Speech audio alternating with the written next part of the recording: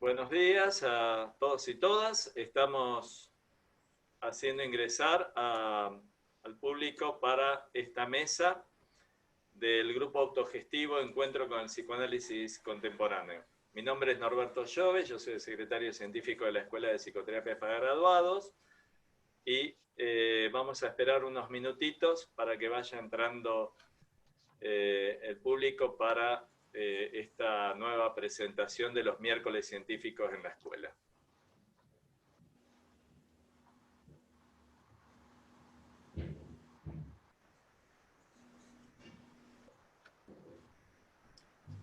Seguimos todavía con algunas personas que están ingresando. Esperamos unos minutitos.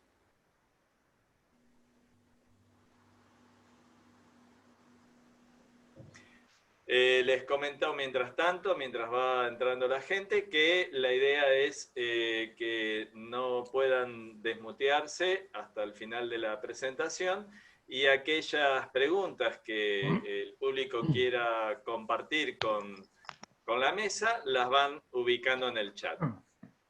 De la misma manera, solicitamos a todas las personas que ingresen por primera vez que por favor nos dejen sus mails para que les podamos compartir las actividades que vamos haciendo en los miércoles científicos y muchas más actividades que tenemos en la Escuela de Psicoterapia, que pueden averiguar a través de la página web www.aapg.org.ar. Ahí van a encontrar una cantidad de actividades científicas y culturales y hay para elegir. Bueno, ya tenemos casi 80 participantes. Vamos a comenzar con la actividad. Le voy a dar la palabra a la coordinadora Valeria Miam. Valeria. Ahora voy. Muchas gracias, Norberto. Bueno, buenos días a todos. Como saben, este es un grupo autogestivo que lleva el nombre de Encuentro con el Psicoanálisis Contemporáneo. Vamos a contarles que este grupo nació a mediados de 2017, a partir del trabajo compartido en varios estamentos de la asociación, nos fuimos acercando y descubriendo con similares intereses, lecturas diversas y entusiasta curiosidad. Queremos mencionar que por entonces nos acompañaban Irenia Pesteguía y Cintia Chantril también, quienes por distintos avatares no pudieron continuar en el espacio. Decíamos que así se produjo el encuentro, de ahí el nombre que elegimos para este grupo, un encuentro entre nosotros y con el psicoanálisis contemporáneo. Un espacio para pensar, intercambiar, discutir y divertirnos en un ambiente de afecto que excede el ámbito de esta institución, pero que no podría haber sido sin ella. En un breve recorrido curricular, les contamos que todos somos egresados del posgrado de la EAPG, transitamos nuestras prácticas en consultorios particulares, hospitales, clínicas y gabinetes psicológicos, recorrimos también otras instituciones para formarnos y ampliar el intercambio con colegas, presentamos trabajos en congresos y jornadas, publicamos artículos en revistas de psicoanálisis, diarios y libros. Algunos de nosotros somos docentes de diferentes seminarios en esta asociación, algunos en carreras de grado en diversas universidades y en colegios. Y todos integramos comisiones de trabajo en esta institución también, en la EAPG, en científica, académica, el CIP, el Centro Raskowski, FLAP-CIP y el área Pensando desde Winnicott, y todos hemos organizado varios congresos de la EAPG. Elegimos como título para nuestro trabajo y esta mesa la pregunta ¿qué es ser contemporáneo en psicoanálisis? Para comenzar, van a leer el texto la magíster Laura Berenbaum y el licenciado Sebastián Sequeira en representación de todo el equipo, que también está integrado por las licenciadas María Eugenia Farrés y Bettina Camelar. A continuación, escucharemos a nuestra invitada de hoy, que es la doctora Constanza Duhalde, a quien voy a presentar ahora. Constanza es doctora en Psicología de la UBA, máster en Psicología Clínica Psicoanalítica de la Universidad de París 5, miembro de la Asociación Argentina de Psicoanálisis y de la Asociación Psicoanalítica Internacional, docente de grado y posgrado de la Facultad de Psicología de la UBA y USAM y UB, investigadora en primera infancia como parte del Grupo Puentes de la Universidad de Buenos Aires, directora de proyecto de investigación subsidiado por RAF, Research Advisory Board de la IPA, autora y coautora de diversas publicaciones y de presentaciones en reuniones científicas, y miembro de IAN Argentina International Attachment Network. Luego de ambas exposiciones los vamos a invitar al intercambio con ustedes a través del chat, pueden hacernos llegar las preguntas, intentaré transmitirlo lo mejor posible. Así que bueno, arrancamos, Laura. Bueno, buenos días. Hemos elegido como epígrafe del trabajo 2 estrofas de 12 segundos de oscuridad de Jorge Drexler. Un faro quieto, nada sería. Guía, mientras no deje de girar. No es la luz lo que importa en verdad, son los 12 segundos de oscuridad. Para que se vea desde alta mar, de poco le sirve al navegante que no sepa esperar. Abriendo puertas, tiempos y espacios. La raíz latina del término contemporáneo nos remite a lo que pertenece a la par en el tiempo. Esta es una acepción general, pero les proponemos darle una vuelta más para pensar al psicoanalista contemporáneo. Cuando comenzamos a reunirnos, leímos autores y problemáticas que nos parecían actuales, pero poco transitadas, o bien polémicas. Poco a poco fuimos descubriendo que siempre terminábamos abrevando en Freud.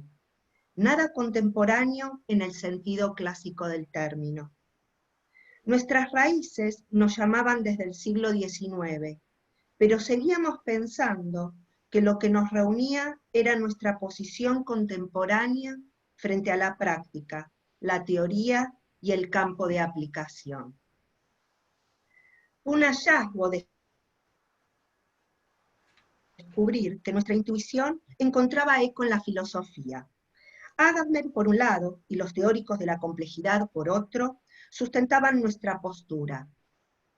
Dice Agamben: el contemporáneo no es solo aquel que, percibiendo la oscuridad del presente, comprende la luz incierta. Es también aquel que, dividiendo e interpolando el tiempo, es capaz de transformarlo y de ponerlo en relación con los demás tiempos, de leer de forma inédita la historia, de citarla según una necesidad que no proviene de ninguna manera de su arbitrio, sino de una exigencia a la que él no puede responder. Hoy, en tiempos de distanciamiento obligatorio, aparentes presentes continuos y espacialidades alteradas, nos sentimos interpelados, más que nunca, a intentar una respuesta que, interpolando las centurias, provoque transformaciones a la oscuridad del presente y la luz incierta. Volvamos entonces, desde Agamben a los psicoanalistas contemporáneos. ¿Qué razones nos llevaron a nombrarnos como grupo de esa manera? Proponemos entender al psicoanalista contemporáneo como alguien habitado por esta exigencia pulsante y desestabilizadora. Una toma de posición novedosa y transformadora frente a la teoría, la clínica y la práctica, frente al pensar y al quehacer. Paradójica si se quiere, en su equidistancia de la tradición y de la actualidad. Este escrito intentará entonces responder: ¿qué significa y qué consecuencias tiene ser contemporáneo? Para ello, se nos plantea como necesidad pensar primero, ¿de quién y de qué somos contemporáneos? ¿De quién somos contemporáneos? ¿Lo somos del grupo de trabajo, del grupo de pertenencia? Ya hemos mencionado que no tomaremos la dimensión temporal de la definición. Intentaremos abordar la contemporaneidad dentro del movimiento psicoanalítico en comparación con un pensamiento ortodoxo sobre la clínica y la lectura de la práctica analítica. Creemos que la ortodoxia se refleja con más claridad en los léxicos dominantes, en tanto conjunto de palabras, de frases, que dan por sentado un pensamiento común a un sector determinado. Suelen ser discursos cerrados, hegemónicos, dogmáticos, que no salen de su disciplina o no se abren a otros pensamientos. Se escucha con mucha frecuencia, por ejemplo, que si un fenómeno no es abordado desde una perspectiva intrapsíquica, pertenece a la psicología social, quedando por fuera del psicoanálisis. Desde esa perspectiva, sería imposible para los psicoanalistas ensayar respuestas para nuestra actualidad pandémica, sin ser tildados de sociólogos o sospechados de herejía. Sin embargo, fue el mismo Freud quien sostuvo que nuestra psicología es con otros y que su mirada se abre hacia otros campos. Decía con mucha claridad: la actividad psicoanalítica es difícil y exigente. No admite ser manejada como las gafas que uno se pone para leer y se quita cuando va de paseo. Tanto en la lectura como en el paseo seguimos siendo psicoanalistas. En el consultorio presencial y en el consultorio desdoblado por la pantalla. En el gabinete escolar y en el trabajo comunitario. El psicoanálisis y los psicoanalistas transitando territorios. Salta a la vista entonces que esta mirada nos habita y define como psicoanalistas más allá de los ámbitos de trabajo, las lecturas teóricas y los discursos de la época. Entendemos nuestra contemporaneidad como una paradojal toma de posición. Habitar intensamente el ahora y a la vez situarnos fuera de él. Dividir e interpolar el tiempo, ponerlo en relación con otros tiempos. Discontinuar, diferenciar. Escuchar el sufrimiento sin perder las coordenadas de la actualidad ni las referencias de la tradición. Tomar distancia y a la vez habitar el propio tiempo es una posición paradójica a la que el analista contemporáneo aspira. Para conseguirlo, le resultará imperativo perforar discursos compactos y hegemónicos ortodoxos. No es sin esa perspectiva que se posibilita una posición de cuestionamiento. La pandemia y el ASPO han puesto de relieve la importancia de estos saltos temporoespaciales. La idea de vida cotidiana implica el entramado de hábitos y rutinas que vinculan la realidad y la subjetividad de cada quien. La falta de espacios reales externos donde distraer y pausar percepciones continuas, como esperar un colectivo o caminar hasta la escuela, hace efecto en los espacios internos. La vivencia de un presente continuado durante meses, sin horizonte de finalización, desdibuja la fugacidad con la que se maneja la conciencia. No hay escape al futuro ni refugio en el pasado, fundamental para el descanso del ser y la transformación de sucesos en experiencia. La ausencia de discontinuidades, ritmos y cortes alteran la percepción del tiempo. En nombre del cuidado, hemos restringido la extensión de nuestros movimientos y mediatizado la mayoría de nuestros contactos interhumanos. Vida pública y privada se sobreimprimen. Esfera íntima y pública también. La regulación sobre el espacio externo, que el aislamiento preventivo fuerza, ha devenido, para muchos, en control sobre el cuerpo y la sensorialidad.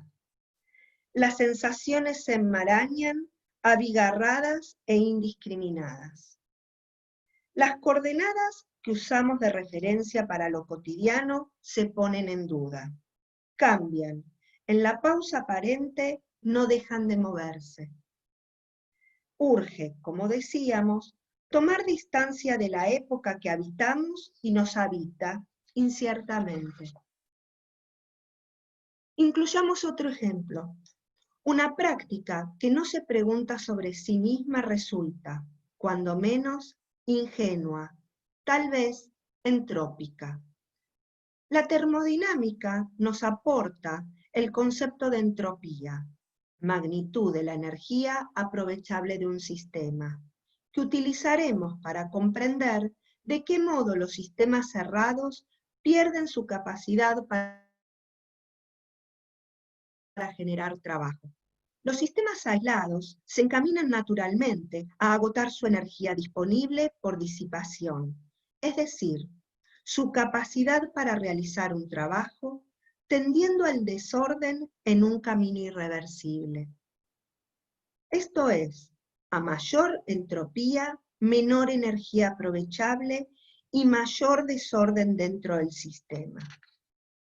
De ahí que la única manera de volver a producir trabajo sea introduciendo otras variables que llevarían a un nuevo orden, a través del aporte de energía ajena al sistema cerrado preexistente. Pandemia y aislamiento aportan hoy, septiembre de 2020, desde la realidad material, ese plus desequilibrante del sistema. Aquí nos gustaría introducir la diferencia que proponen Canciper y Zimmerman del Castillo entre desorden y caos.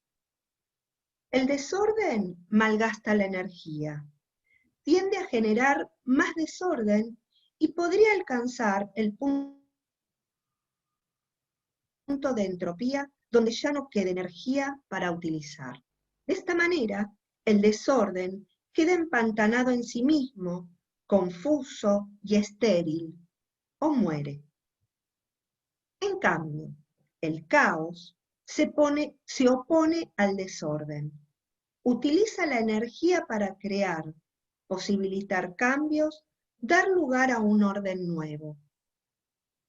Si nos permitimos extrapolar los conceptos de caos y desorden entrópico, se nos hace evidente que las disciplinas cerradas agotan su fecundidad teórica, sus posibilidades generativas, mientras que aquellas que se abren a lo novedoso resultan fértiles, transformadoras, capaces de generar trabajo.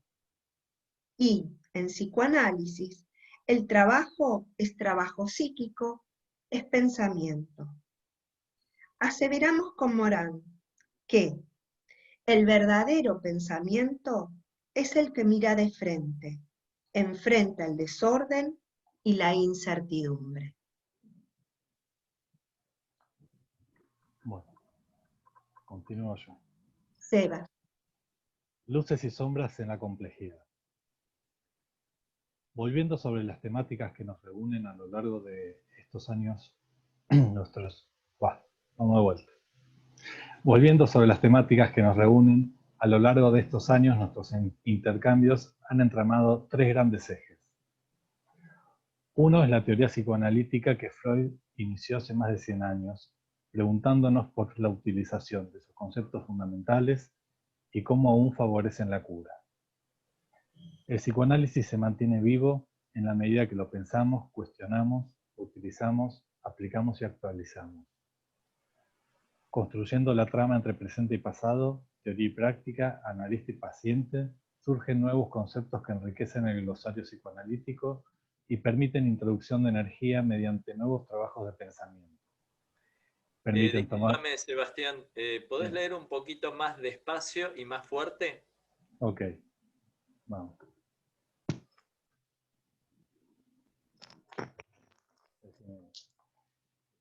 El psicoanálisis se mantiene vivo en la medida que lo pensamos, cuestionamos, utilizamos, aplicamos y actualizamos. Construyendo la trama entre presente y pasado, teoría y práctica, analista y paciente, surgen nuevos conceptos que enriquecen el glosario psicoanalítico y permiten introducción de energía mediante nuevos trabajos de pensamiento. Permiten tomar distancia ver y rever el corpus psicoanalítico en expansión. Algunos de estos conceptos de diversos autores han sido estímulo en nuestras reuniones. Por ejemplo, epistemología, condiciones de producción de subjetividad, neurociencias, borderline. A partir de la pandemia y el aislamiento social preventivo, fenómenos de mundos superpuestos y psicoanálisis a distancia.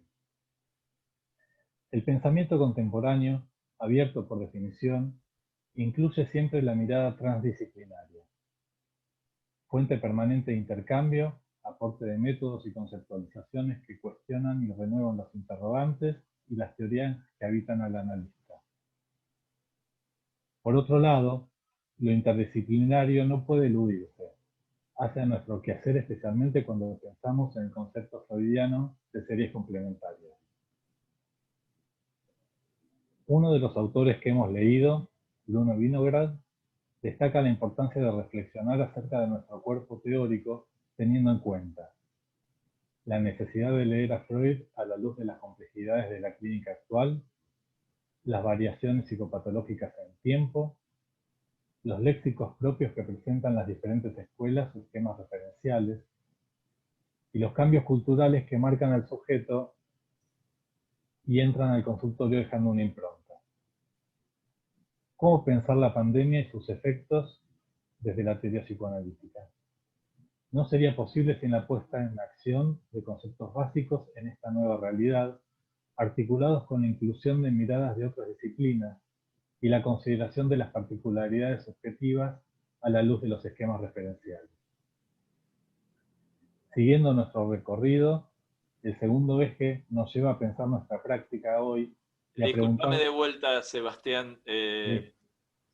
Se están planteando que se te escucha muy bajo. Por ahí, acércate a la boca el micrófono. Ok, ahí vamos. Ahí, bueno. Gracias. Siguiendo nuestro recorrido, el segundo eje nos lleva a pensar nuestra práctica hoy y a preguntarnos acerca de lo que hacemos, nuestra caja de herramientas, la teoría de la técnica, con quiénes trabajamos y con qué sufrimientos nos encontramos. Se nos hace necesario diferenciar la práctica de la clínica psicoanalítica, definiendo la práctica como el ejercicio de algo que se ha aprendido, pero también como el espacio que permite a alguien habilitarse. La práctica para los psicoanalistas contemporáneos bascula entre ambas definiciones. Un ser asentado en lo que se ha aprendido que al mismo tiempo habilita nuevos territorios. Es un hacer haciendo. La clínica, por otro lado, es uno de esos territorios, quizás el más explorado, pero no por eso el menos desafiante.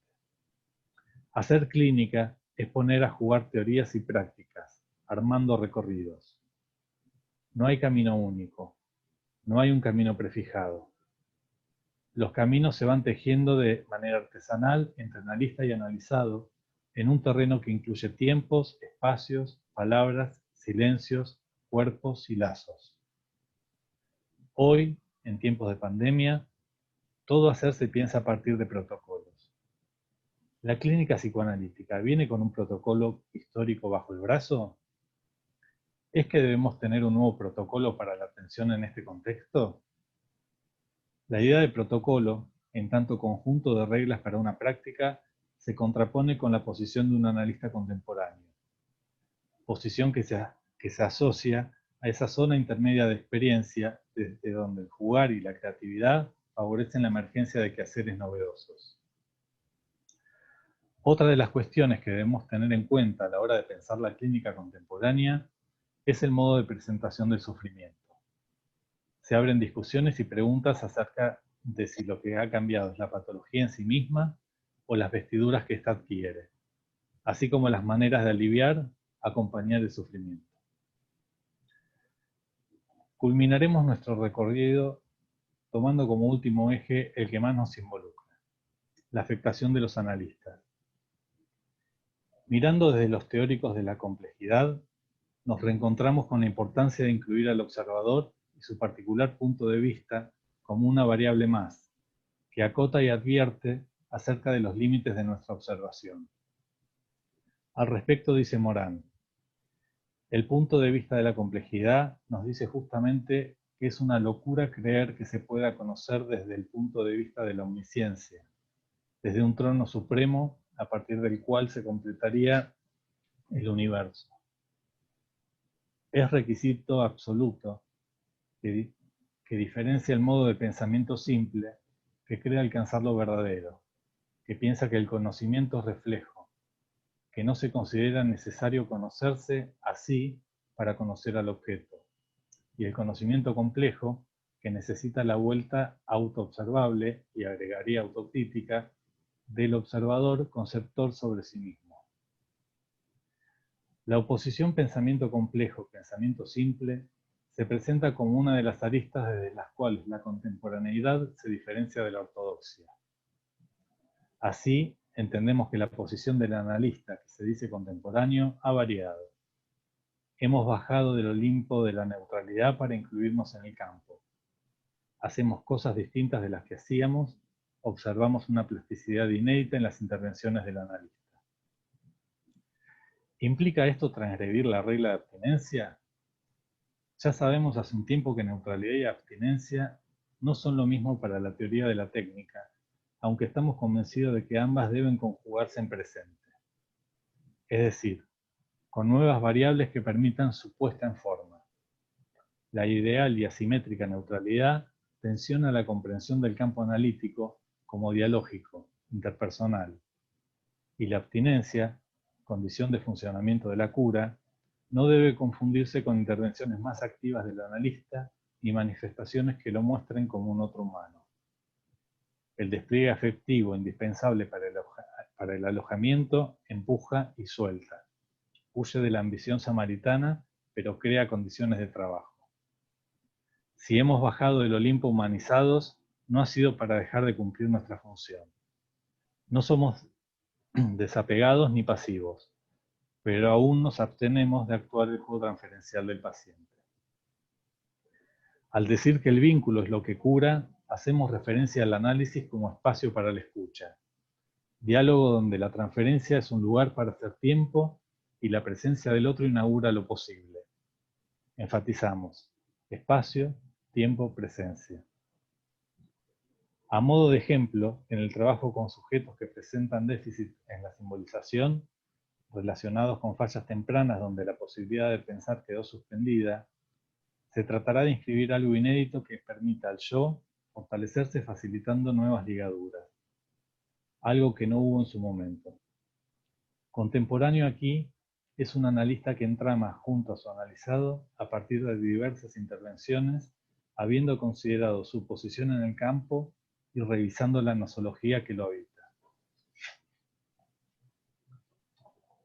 En otras palabras, tratamos de repensar los enunciados identificatorios que nos constituyen como analistas, identificaciones entre colegas, ideales y mandatos, protagonizando cada analista una lección para dar forma a su estilo, con lo genuino y personal de cada uno, incluyendo en una alquimia nuevos conceptos, intervenciones, modos de participar de las sesiones. Tomemos el concepto freudiano de Nafrari, pero ahora para pensarnos a nosotros mismos. Es tan solo con posterioridad que conocemos los efectos de las variables intervinientes en el proceso. Lo complejo, lo paradojal, el azar y la incertidumbre serán inherentes a nuestra práctica, hecho que se hace evidente en este ejercicio autorreflexivo que les estamos proponiendo. Nuestro hacer siempre se ve interrogado. La clínica y el contexto en el que nos vimos inmersos este año nos ponen a dialogar nuevamente con nuestros modos de teorizar e intervenir, recrear encuadres, quehaceres cotidianos, experiencias de la práctica. Esa ética que nos mueve. Retomar instituidos evitando las coagulaciones, dando lugar así a nuevos instituyentes. Remover y transformar hacia un nuevo orden de conocimiento. Removerse y transformarse. En palabras de Silvia Bleichmar, hay que haber atravesado el desgarramiento de un proceso analítico para reconocer lo difícil que es el movimiento de conquista de esa libertad de pensamiento. Movimiento realizado siempre en una lucha intensa contra los abrochamientos imaginarios con que las pasiones anudan el pensamiento. Aunque parezca mentira, aún hoy, en charlas de analistas se escuchan prejuicios teóricos y la tentación acechante de recurrir a verdades categóricas, absolutas, que obturan el diálogo y, lo que es peor, el pensamiento. Es esa acción de discontinuar, diferenciar, que nos ubica en la posición paradojal de la que hablamos antes, donde nos reconocemos. Una vez más, Agamben nos revela. Percibir en la oscuridad del presente esta luz que trata de alcanzarnos y no puede hacerlo. Esto significa ser contemporáneo. Por ello los contemporáneos son raros. Y por eso, ser contemporáneo es, ante todo, una cuestión de valor, pues significa ser capaces no solo de tener la mirada fija en la oscuridad de la época, sino incluso percibir en esa oscuridad una luz que, dirigida hacia nosotros, se aleja infinitamente. Es decir, una cosa más, ser puntuales a una cita a la que solo se puede faltar. Perfecto. Bueno, chicos, muchas gracias. Ahora vamos a escuchar a Constanza muy atentamente. Constanza, tenés que activar el audio.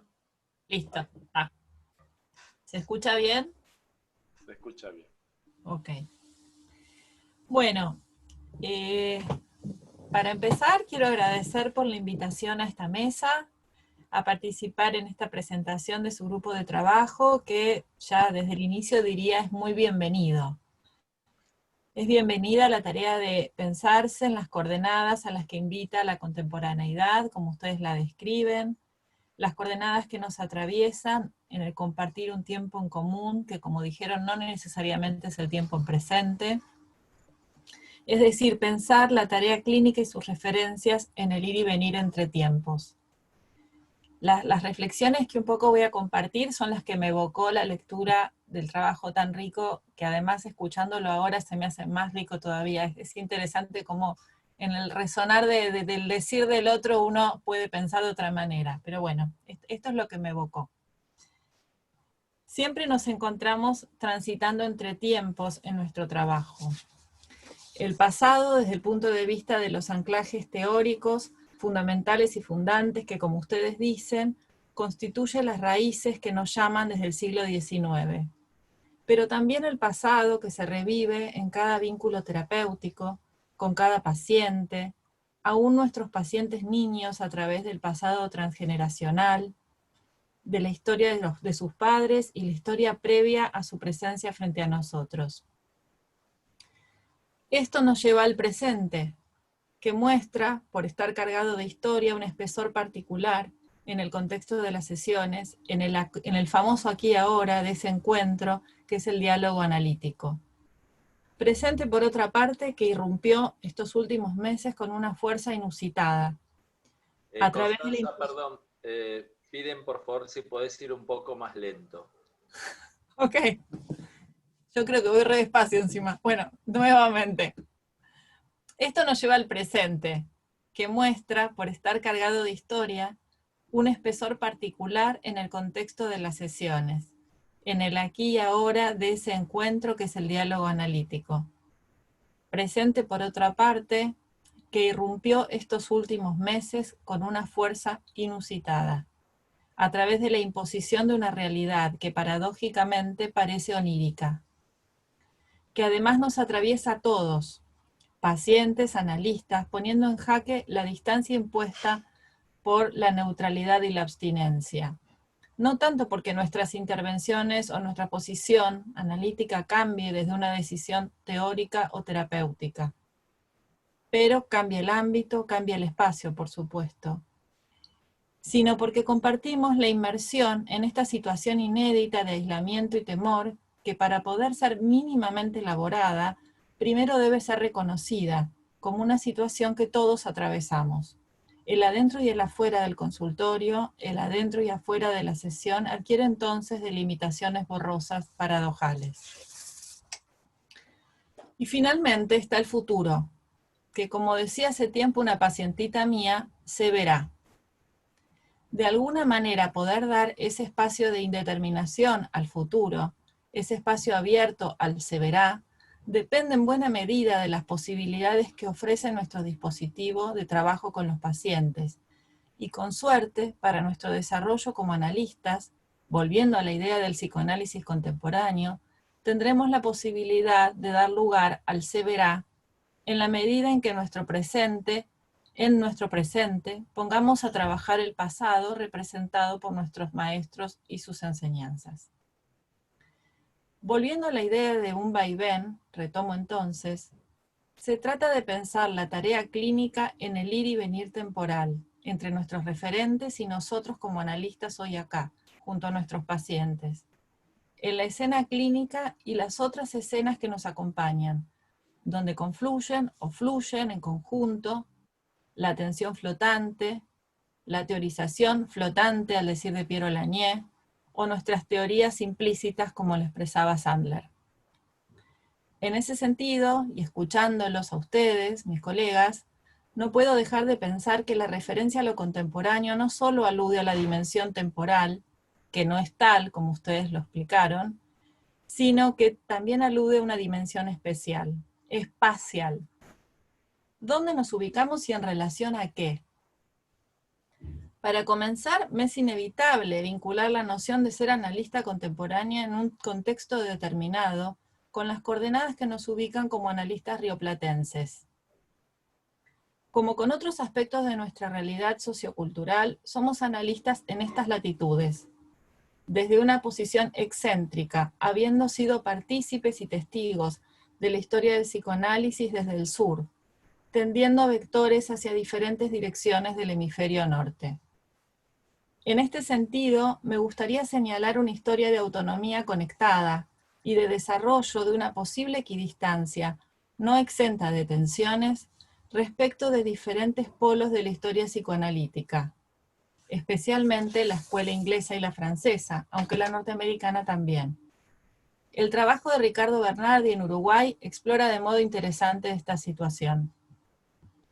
Una buena muestra de esta posibilidad está dada por dos obras de un maestro, a quien bien vale la pena recordar justamente en estos días cercanos a su pérdida, Ricardo Abenburg. Él escribió Conversaciones con Freud y otro libro que se llama Conversaciones con los maestros. La idea de conversación, que retomaré un poco más adelante, nos acerca del planteo de mis compañeros de mesa que proponen un diálogo activo con la teoría ya establecida como característica del psicoanalista contemporáneo. Cito el modo en que Abenburg explicaba en una entrevista el proceso del último de estos libros, Conversaciones con los maestros. Él dice: el objetivo es conectarme conmigo y dialogar con mis amigos o enemigos. Con cada uno yo no peleo, converso. De acuerdo, y dice, de acuerdo a lo que decís, con tu línea de pensamiento que es esta, yo sigo esta. A ver, ¿cómo se juntan o no se juntan? Acá creo que estamos pensando distinto. Me pareció muy valioso porque, bueno, primero es un gran maestro y además expresa realmente el espíritu con el que ustedes están tratando de ponerse a trabajar, o están trabajando ya desde hace 3 años, como dicen. Por supuesto, me dirán, es sencillo plantearse las cosas así siendo Abenburg. Pero desde nuestro pequeño lugar y limitadas posibilidades, por supuesto, qué diferente esta idea a la de plegarse a algún ismo, a la de aferrarse a definiciones identitarias peligrosas y limitantes del estilo del yo soy, tal como recientemente advirtió en una ponencia Janine Puget, tal vez para lidiar con la angustia que puede producir la sensación de incertidumbre, pero eludiendo la tarea creativa y enriquecedora de asumir el riesgo de construir la identidad analítica de cada uno. Cuando pienso en nuestra ubicación como analistas rioplatenses, también con esto me refiero a nuestra relación con los analistas argentinos que nos precedieron y nos proporcionaron coordenadas originales que son totalmente compatibles con los desafíos de la práctica actual. Solo me gustaría mencionar algunas de ellas a modo de ejemplo. Pillon Rivieri, la noción de vínculo, luego profundizada y retrabajada por Puget y Berenstein, los Baranger y la teoría del campo psicoanalítico, los procesos de comunicación de Lieberman, Silvia Bleichmar y sus valiosos aportes a la clínica psicoanalítica con niños. Por otra parte, y retomando la pregunta sobre dónde nos ubicamos y en relación a qué, me uno a lo expuesto en el trabajo de ustedes desde nuestro lugar como psicoanalistas trabajando en el campo de la salud mental. ¿Cómo eludir en este momento la vinculación con otras prácticas, otros actores de este campo? ¿Qué sentido tendría el encierro solipsista frente a situaciones clínicas que llaman al intercambio, no solo dentro de alguna de las diversas teorías que forman el corpus psicoanalítico, sino con respecto a otras disciplinas y saberes? No me voy a extender en esto mucho más porque me parece que fue muy amplio el abordaje del tema que hicieron ustedes, pero quiero señalar que me parece fundamental.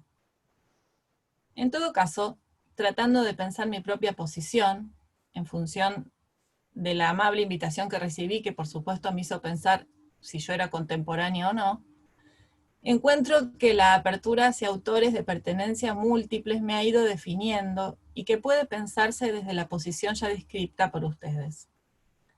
Yo trabajo con adultos y con niños, y además con bebés, y antes o junto a eso con diferentes desafíos vinculados a la transición a la parentalidad, especialmente cuando la parentalidad esperada no llega.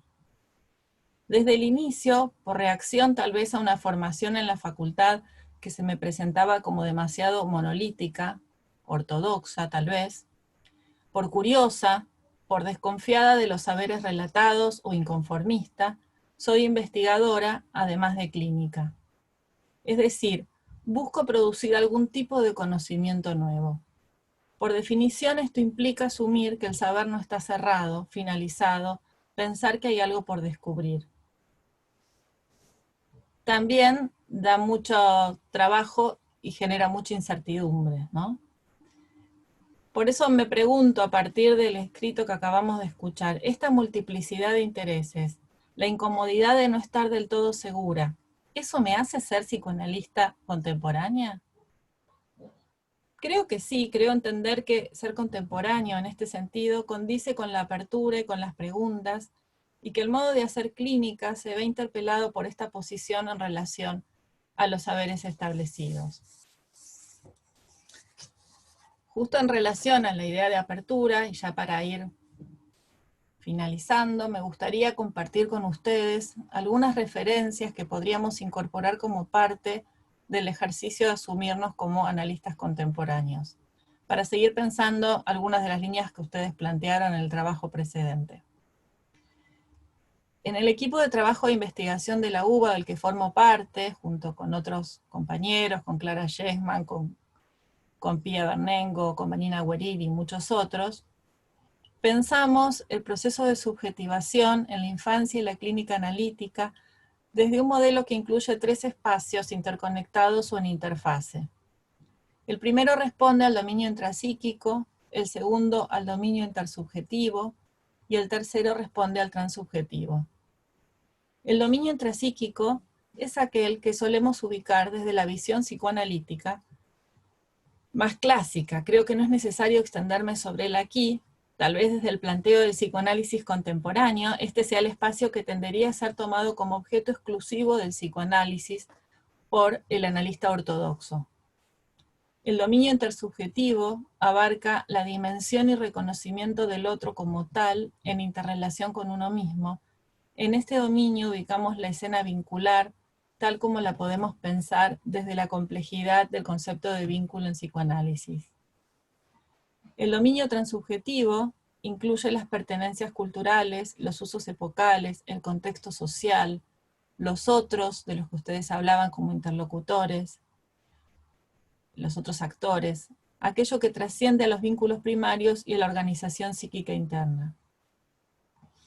Este modelo nos permite transitar diferentes espacios que hacen a la experiencia subjetiva, que se encuentran imbrincados entre sí. No quiero aquí soslayar la complejidad de las relaciones entre ellos, ni la heterogeneidad que los define, pero no me resultaría fácil pensar en este momento el trabajo analítico sin considerar justamente la complejidad de esta interconexión. Otro tema que traigo a trabajar es el valor de la observación, en 2 sentidos.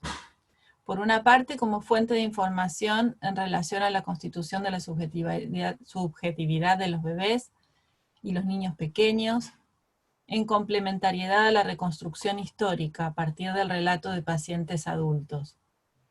Creo que ya he sabido que este es un aporte que surge de la apertura hacia los estudios del desarrollo, que permitió detectar y describir sutilezas en el desarrollo de los bebés y sus vínculos tempranos, que confirmaron algunos presupuestos teóricos psicoanalíticos. No olvidemos que Spitz empezó a hacer sus investigaciones filmando a bebés para probar los diferentes estadios de la evolución de la libido que Freud había descrito. Hay cosas que fueron confirmadas, pero hay otras que también reconfiguraron otros presupuestos, enriqueciendo nuestra mirada hacia la constitución psíquica. Un poco más adelante les voy a dar un ejemplo de esto. Por otra parte, e informados por los trabajos e investigaciones a los que hago referencia, es inevitable destacar el valor de la observación en complementariedad al valor de la escucha en todas las situaciones analíticas. Pensar el análisis como una conversación, este sería otro de los aportes posibles, el despliegue de dos subjetividades en diálogo donde existe la convicción de la necesidad de trabajar con el otro en un proceso comunicativo. Subrayo la idea de trabajar con, que vinculo a la idea de externa acerca de los modos de estar con, los modos de estar con el otro como fundantes para el infante en los primeros tiempos de vida. Entonces, yendo más allá de la dimensión verbal, se incluye en esta conversación aquello que responde a lo que se llama conocimiento relacional implícito, los elementos preverbales, o mejor tal vez paraverbales, que forman parte del diálogo, del estar con otro, y que se organizan a partir de estos primeros modos de estar con acuñados muy tempranamente. Esta es una dimensión que en este momento está muy en jaque, con esta situación en que podemos atender solamente a través de las pantallas o el sonido. Y creo que a todos nos pasa el esfuerzo extra que estamos haciendo para suplir lo que nos falta de estos aspectos que, aunque no nos damos cuenta, tenemos muy en cuenta para trabajar todo el tiempo. En el contexto de nuestro trabajo son elementos que están en el aire, casi se respiran, toman la forma de prosodia, gestos, acomodaciones de uno y otro. Tal vez lo no ortodoxo en relación a este aspecto es pensar que no necesariamente son aspectos que requieren traducción verbal para poder ser incluidos y trabajados. A veces el encuentro entre el modo de estar con el paciente, con la oferta desde uno como analista, de un modo de relacionarse diferente puede modificar estilos y abrir pasos a modalidades alternativas. Conversar, además, implica tomar una posición de apertura que habilita la pregunta, la curiosidad por comprender el mundo interno del paciente, y expone a la vez nuestros propios procesos de comprensión, nos muestra, nos expone trabajando, y habilita al paciente a preguntarse, observarse, escuchar su modo en el diálogo, más allá del contenido que despliegue. Para finalizar voy a hablar del caos. En el trabajo anterior ustedes mencionan la apertura al caos como energía que se puede utilizar para crear, posibilitar cambios y dar lugar a un orden nuevo. Es interesante esta propuesta porque se condice con los hallazgos y las conceptualizaciones de Tronick, un psicoanalista e investigador del desarrollo, al que seguimos en nuestro equipo desde el inicio de nuestros trabajos en primera infancia. Él hace este desarrollo acerca de una cualidad que define la relación madre-bebé saludable o suficientemente buena. Tronick propone el modelo de regulación mutua para pensar la regulación emocional en su inicio como un proceso diádico, por el que se da un pasaje de la regulación diádica emocional hacia la autorregulación. Este enfoque pone especial atención al movimiento constante y microscópico, diría, de encuentros, desencuentros y reparación de los desencuentros que suceden en las interacciones entre el bebé y los cuidadores. Encontramos, a partir de nuestras investigaciones acá en Buenos Aires, que confirman este modelo, que convendría reconsiderar el paradigma idealizado de una relación sincrónica, que la relación buena madre-bebé sea sincrónica, de mirada mutua, sin fracasos y sin desconexiones y reconexiones. Desde este punto de vista, el concepto de sincronía está mejor representado por una compleja danza que se produce durante los intercambios entre el bebé y el adulto. Esta danza, que tiene ritmos y estilos únicos para cada díada, incluye fracasos, desajustes y malentendidos, que forman parte de una relación suficientemente buena, y la disposición de afecto positivo del adulto que permite reparar el afecto negativo o los desajustes aquí es crucial. ¿Por qué les cuento esto aquí? Porque no se trata de un trabajo de investigación.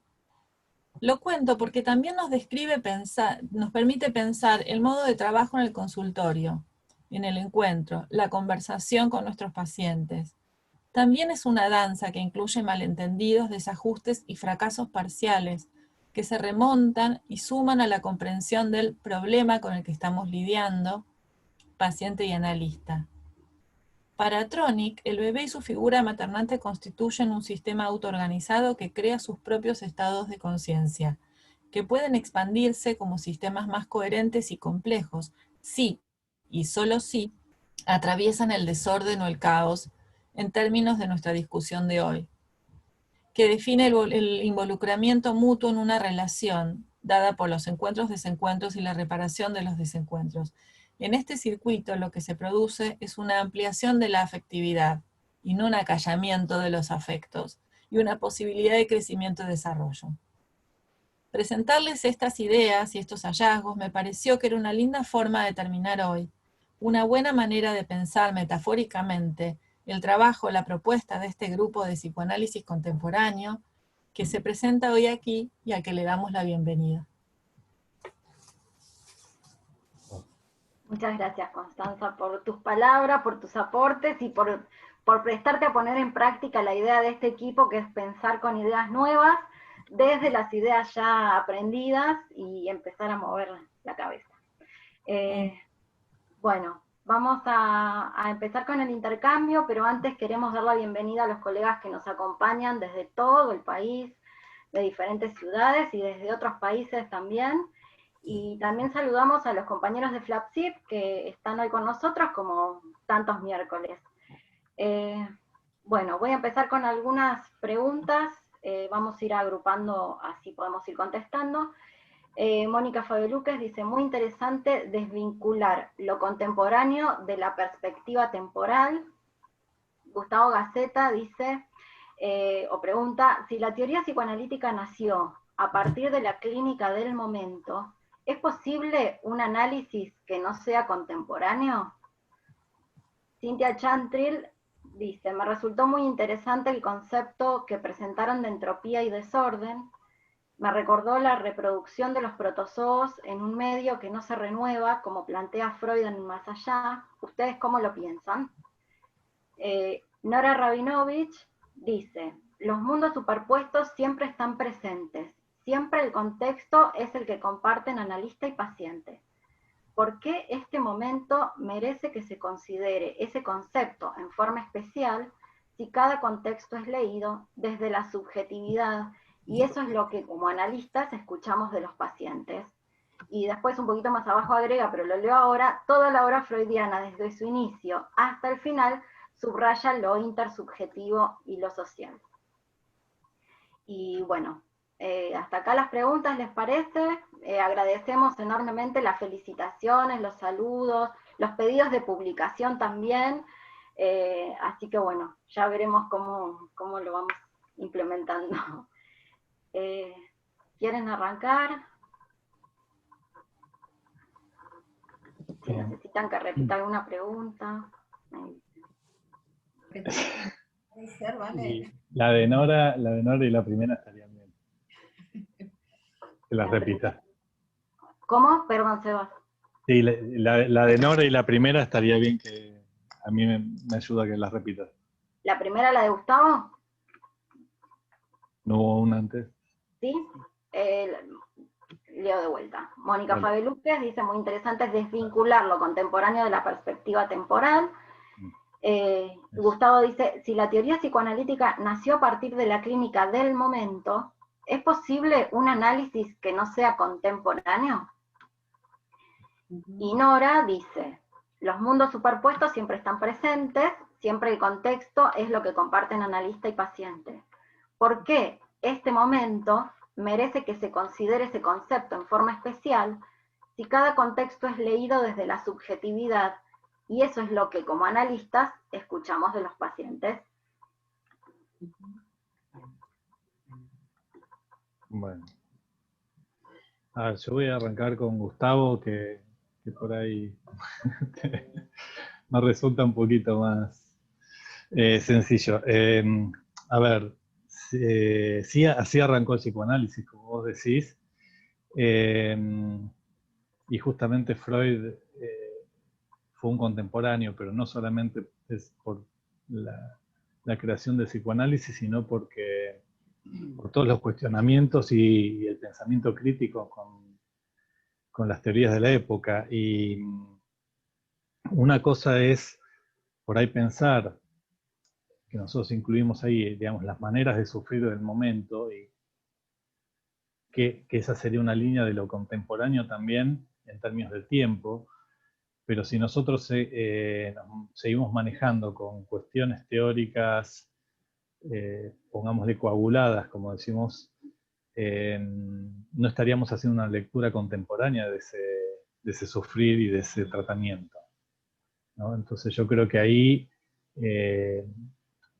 la cuestión está en poder, un poco esto que decía Constanza también, del intercambio entre dos sujetos que van a tener,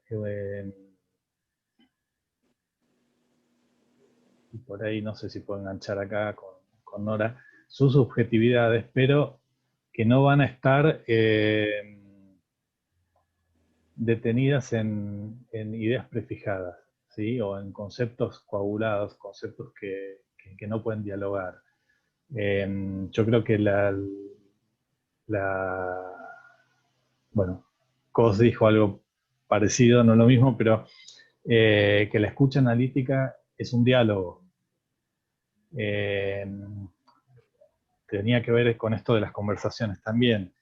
Y el tema por ahí, bueno, igual Mario me va a rescatar acá un poco también con la parte de los mundos superpuestos. Yo creo que hay algo de los mundos superpuestos donde a veces, y es el riesgo que planteaban en su momento Arancel también y Janine con el tema de donde se filtre algo de, digamos, de las personas, de la persona del analista y no quede solamente entre las subjetividades como parte de la subjetividad, pero como parte de la zona intermedia o del intercambio que se da entre dos personas, ¿no? Dos personas, digo, paciente y analista, terapeuta y analista, que donde digamos, donde nosotros estamos compartiendo un trabajo y estamos trabajando no estamos para impartirle ninguna enseñanza ni ninguna cura sin el otro, ¿no? Esto, bueno, ahora estoy hablando de una clínica de A2, pero también si hablamos de trabajar con díadas o de trabajar en grupos, digamos, siempre es con el otro, y que es ahí donde cierta cuestión de la realidad objetiva, o percibida objetivamente, como diría Winnicott, hay que tomarla en cuenta también, y no solamente como producto de lo que sería, dicho más kleinianamente, la percepción de todo a través de esa fantasía primaria. Sí, si querés te rescato, Seba. Digo, no, nada, lejos de rescatar. Me parece interesante por ahí pensar un par de cuestiones así que en la misma línea en que traía Seba, cómo se fueron entramando las preguntas. me parece que esto que vos decías, al revés, empecemos por lo que preguntaba Sai respecto de la entropía. Justamente lo que nosotros tratamos es de no ser entrópicos, o sea, permitir la inclusión de variables nuevas. Estamos ahora acá con todo el tema de la pandemia, todo el mundo empieza a hablar de mundos superpuestos, entonces lo que nosotros dijimos fue, vamos a mirar qué corno era esto de los mundos superpuestos, que no lo vemos de teoría de la técnica. Entonces fuimos a mirar de qué se trataba esto de los mundos superpuestos. Y fue bastante por ahí interesante encontrarme, por lo menos para mí, con algo que yo no recordaba, que es que Janine Puget, como si fuéramos íntimas, ¿no? Lo ubica con una cuestión de una perturbación particular del analista. O sea, los mundos superpuestos pueden estar siempre, pero lo que Janine va a decir al respecto es que se trata de un momento particular en el que, por alguna condición externa, que si bien siempre vivimos, o muchas veces vivimos en el mundo externo, pero hay una condición externa como excesiva, que puede hacer que el analista, dice, lo que dice Janine ahí es que de repente el espacio analítico deja de ser un espacio donde el analista esté ocupado solamente en su paciente, sino que además se transforma en una ventana por la que el analista quiere espiar el mundo externo, que es el alterado, ¿sí? Y entonces ahí dice que cuando el analista entra por el camino del fenómeno de mundos superpuestos, se está corriendo de su lugar, y que esto puede tener efectos traumáticos en el paciente por la inclusión justamente excesiva de la realidad, y a la vez lo que va a decir es que el analista debería pensarlo, porque cuando el analista se siente desviando su cabeza de esta escucha que tiene que ver con lo que el paciente trae y yéndose hacia las preguntas por la realidad compartida, en realidad lo que está ocurriendo ahí es que el analista busca reconocimiento, Puget lo relaciona con un trastorno narcisista en el analista, digamos. Esto, por eso digo, nosotros nos pusimos a hablar, a pensar en el fenómeno de mundos superpuestos, no necesariamente para pensar que es la única vez en la que se da, ¿no? Bueno, nada, tratando de no ser entrópicos, creo que, no sé, le damos lugar a la entrevista, a nuestra... A la entrevista. Invitada. Sí. No, sigo escuchándolos. Por el momento no sé si hay... No, solo me parece que realmente es muy interesante esta idea de... Estoy releyendo las preguntas. Si me preguntan qué estoy haciendo, estoy como pensando sobre releer las preguntas. Por ejemplo, cuando se interviene diciendo que siempre se trabaja con lo contemporáneo, porque es el ahora, en realidad creo que se está soslayando la tendencia de la historia psicoanalítica a armar situaciones de encapsulamiento y de rechazo de todo lo que no se reconoce como propio, digamos. Hay como un fenómeno que es histórico.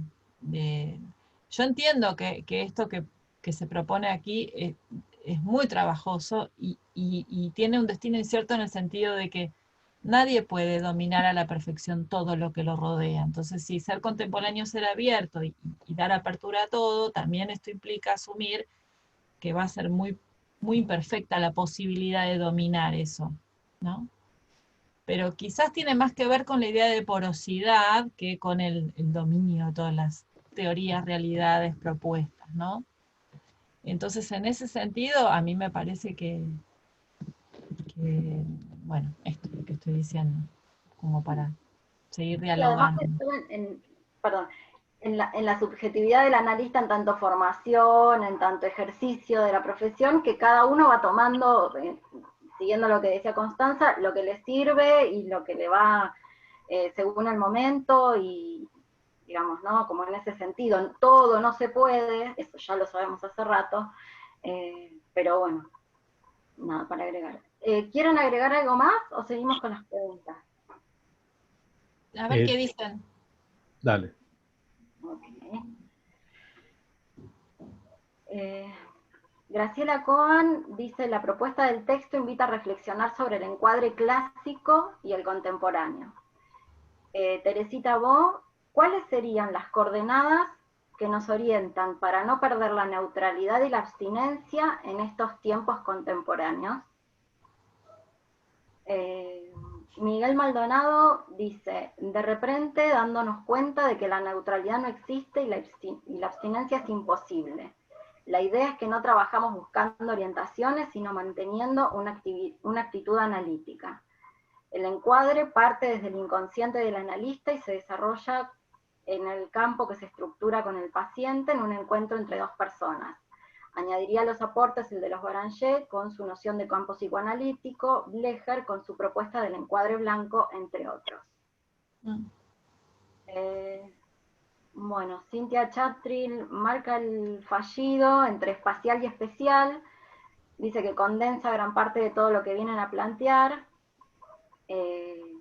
y Liliana Etley, sería muy productivo avanzar dialogando con otras disciplinas como la utilización de categorías antropológicas.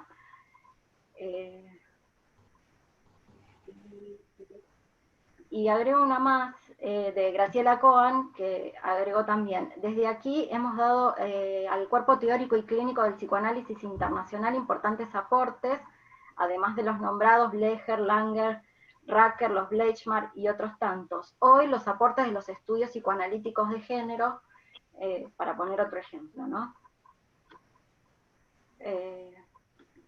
¿Quieren responder a algo, comentar algo, o seguimos? Porque... O sea, vos decís respecto a esto que preguntaron, sí. Sí, lo que fui leyendo hasta acá.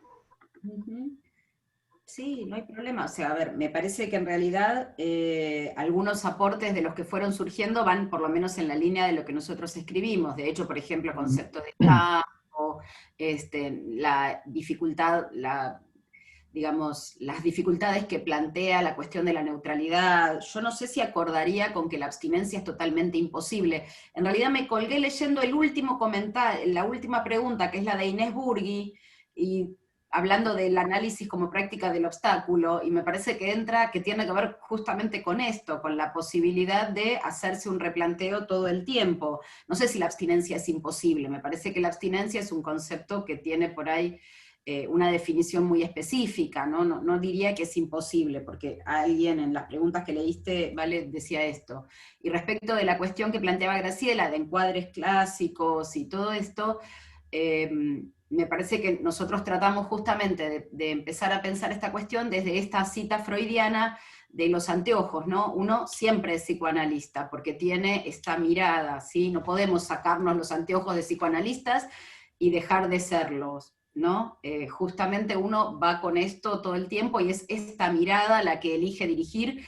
Hay teorizaciones sobre, hay quien lo llama encuadre interno, digamos, hay como diferentes maneras de entenderlo, pero sí, me parece que justamente estamos todo el tiempo con esta cuestión del encuadre en cuestión, ¿no?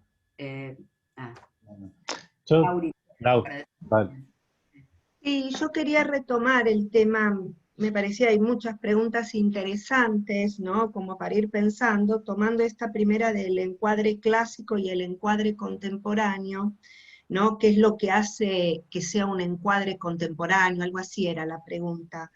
Y me parece que el punto es, si nosotros el encuadre clásico que nos fue marcando en el camino nuestras raíces, con los textos de técnica que va marcando Freud, ¿qué vamos a hacer con ese encuadre?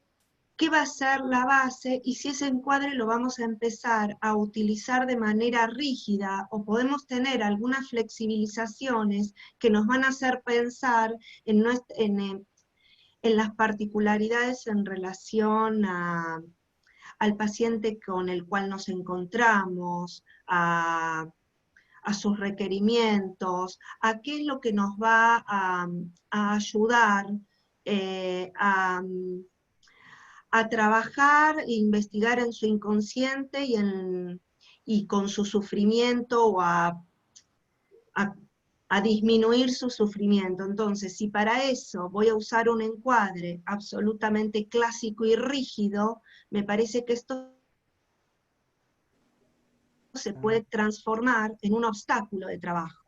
Y por lo menos me parece que pensarlo contemporáneamente es poder decir, bueno, ¿qué puedo flexibilizar, modificar, considerar, manteniendo esas esas raíces que hacen al psicoanálisis para trabajar con ese paciente en particular, en el contexto particular que me encuentro con ese paciente, o en la historia, o en este momento actual, ¿no? Tomábamos algunas cuestiones que nos hicieron pensar de Ariane, ¿no? En cuestión de, bueno, si utilizar las metodologías tecnológicas, ¿no? Hoy nadie se pregunta, bueno, atiendo por WhatsApp, por videollamada, como si fuese una obviedad, cuando antes esto eran cuestiones que nos preguntábamos si entraban dentro de un encuadre psicoanalítico clásico o no. Y me parece que tampoco es que esto nos hace sí o sí contemporáneos, porque si utilizásemos esto de una manera rígida, la manera que a mí como profesional me gusta, me conviene o me siento cómoda para con todos los pacientes por igual, esto también habla de una rigidez propia, ¿no? Entonces, pensarlo con cierta flexibilidad en las situaciones particulares, me parece que ahí podemos pensar en una cierta abertura que nos puede hacer pensar en los tiempos y los espacios, en el encuentro con el otro. Esto me parecía como para aportar. Sí, yo sobre por ahí el encuadre también, pensando un poco la situación actual, esto de, digamos, si uno se manejara por ciertas cuestiones de lo clásico del encuadre, quizás muchos no estaríamos trabajando en estos momentos esperando que pase la pandemia. Pero también yo creo que se agregan un montón de cosas. En un momento escribimos el tema del consultorio desdoblado, ¿no? Que entonces las casas, los autos, ciertos lugares de los pacientes que no entraban al consultorio salvo por el discurso, por lo que transmitían o por la transferencia, están entrando directamente por los ojos a nosotros, ¿no? Y también no solo nuestro consultorio, sino a veces nuestras casas, o qué sé yo. A mí me pasa de repente que atiendo en un consultorio que no es el mío, o en el mío, o en un rincón del cuarto, o donde quede mejor que no se vea el quilombo que tengo en mi casa. Y eso también es algo que está viendo el paciente, y no le estoy sosteniendo el mismo lugar, con el mismo horario, digamos, con todas esas cuestiones que implicaba por ahí una tradición del encuadre. Y eso también abre un montón de, primero cuestionárselo uno y después un montón de cuestiones que aparecen en situaciones nuevas. Tengo colegas que están viendo algunos chicos en la plaza, una colega que le acercaron a un chiquito a la puerta de su casa, que con distancia social, digamos, pero para que vea que estaba viva, porque era una pregunta que tenía el chico ¿no? Y que son cuestiones que hacen también, como decía, a tratar de sostener un vínculo fuera del encuadre que estamos acostumbrados. También cuento otra anécdota ajena, pero a mí a veces estas cosas me hacen pensar que incluso dentro de ciertas situaciones de tradiciones, pongámosle, de la formación, un poco esto traía Constanza también desde dónde estamos, esto del psicoanálisis del sur, y como dice Hugo Blechner por ahí, cómo fuimos criados psicoanalíticamente. Susana Lustig, que bueno, una colega muy querida de la institución, muy afín a la institución y muy conocida por muchos de nosotros, digamos, en una época de una tradición más cliniana, a un pacientito no lo vinieron a buscar y se lo llevó a la casa a tomar el té. así como era ella, ¿no? Digamos, muy fuera de encuadre y de la tradición de lo que eran los mandatos, digamos, o ideales de la época. Y después quería, porque insistía por ahí un poco lo de Morán, y en realidad, digamos, bueno, nosotros estuvimos revisando los autores de la complejidad y, digamos, ni expertos ni especialistas en eso. Sí, el tema, una de las cosas que plantea Morán también es esto de la necesidad, que no es el único, y lo vemos también en autores analíticos y de otras disciplinas, de poder pensar en constelación, ¿no? Y con solidaridad de conceptos. O sea, la complejidad quizás no va en contra de la simplicidad, pero sí del reduccionismo, de lo que es mutilante o de lo que, digamos, termina siendo una luz cegadora, ¿no? Entonces, en ese sentido,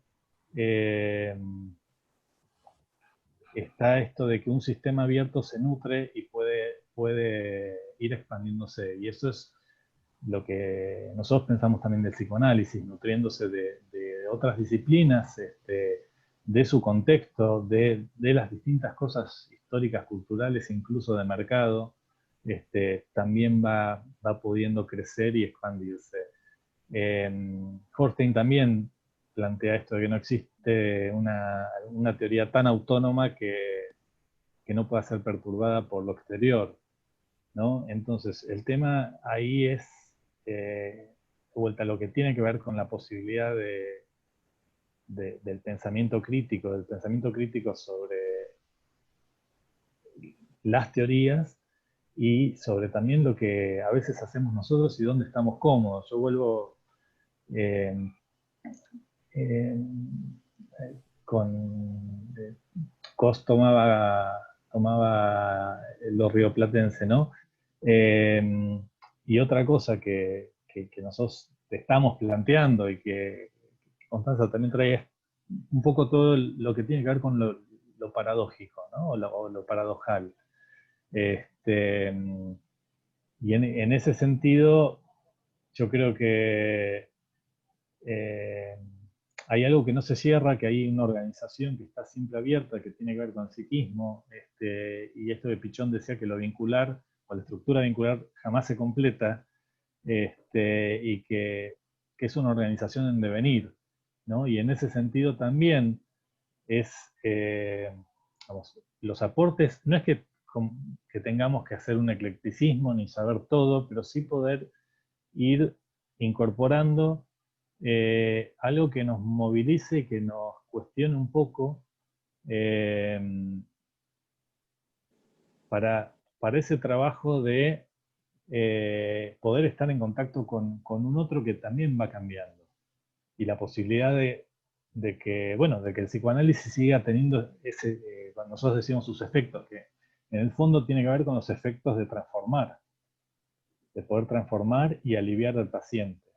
O sea, transformarlo no como nosotros queremos, y ahí es donde nosotros, o sea, a imagen y semejanza de nuestros narcisismos y demás, sino una transformación que pueda aliviar un sufrimiento o permitirle hacer movimientos que le hagan un cambio en la posición subjetiva.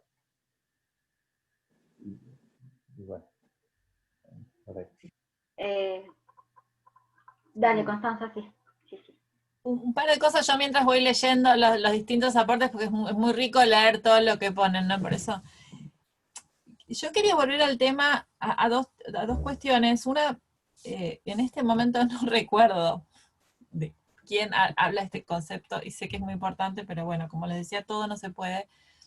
Yo no estoy de acuerdo con el pánico a perder la situación de encuadre. Un poco, Laura habló de esto, porque a mí me parece que si estamos bien formados, por eso la formación es importante, es lenta, es trabajosa y se sostiene siempre, el encuadre es interno. O sea, ustedes creo que lo decían, uno es psicoanalista, uno se lleva a sí mismo, pero en el contexto de la relación terapéutica, un analista se define por poder sostener esta cercanía, este diálogo, este ir y venir, este compartir, esta danza, sin confundirse con respecto a cuál es la posición. Y acá hay una situación, dos conceptos que usamos también en el equipo bastante, que desarrolla bastante Clara Sheikhman, con respecto al vínculo madre-bebé, que es la asimetría y la bidireccionalidad, digamos. Hay algo de la asimetría, no en el sentido de una relación de poder, pero sí de una diferencia de posiciones que se sostiene y es interna. Y se puede sostener en la plaza. Sí, a mí me ha pasado así, Sebastián, ahora estamos en pandemia, pero con esta misma paciente que yo decía que el futuro se verá, era una pacientita grave, nada, hubo un montón de momentos en que las sesiones fueron en la plaza porque ella no entraba al consultorio, no había manera, entonces yo salía y íbamos a la plaza. Eso no hacía que yo estuviera jugando como si fuera la amiguita de mi hija. En ningún momento uno pierde, pero eso hay que trabajarlo mucho, porque hay que sostenerlo más desde una forma bien, para mí tiene que ver con la formación, mucho de esto. Y esto me hace volver al tema de neutralidad y abstinencia. Es como si estuviéramos ahora entrando en pánico con cómo, entonces no podemos, es lo mismo, son conceptos que tienen mucho que ver con una posición interna para mí. Después, por ahí había una pregunta sobre cómo pensaba el sujeto de la época, si este planteo, creo que era de María Eugenia Rubio. Yo pensaba en los malestares epocales. Sigo con las preguntas, así vamos ordenando. Es previa.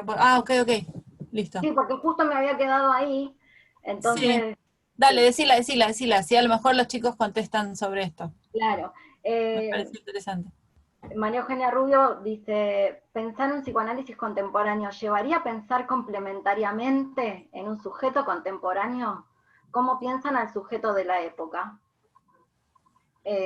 Más abajo también lo uno con comentarios acerca del capitalismo y, bueno, que tiene que ver más o menos con esta pregunta de la relación entre los contemporáneos para el psicoanálisis y el sujeto, ¿no?